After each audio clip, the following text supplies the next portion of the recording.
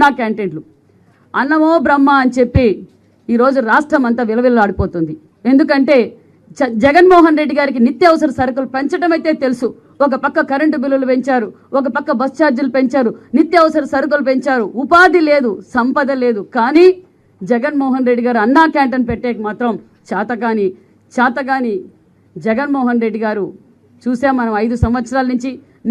మేమందరం కూడా ఎందుకనే ఎన్టీఆర్ గారు అన్నా క్యాంటీన్ పెట్టారు, మన చంద్రబాబు నాయుడు గారు అన్నా క్యాంటీన్ పెట్టారు.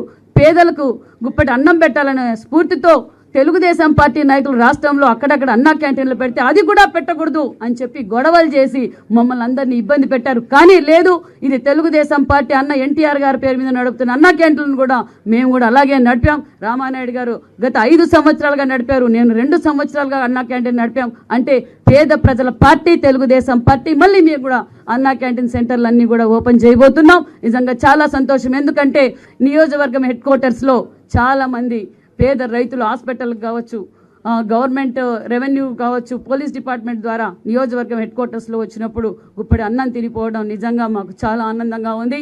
అంతేకాదు ఇంకా స్కిల్ డెవలప్మెంట్స్, ఎందుకంటే స్కిల్ సెన్సెస్, ఎందుకంటే ఇది వచ్చింది అంటే మనకు పరిశ్రమలు రాబోతున్నాయి.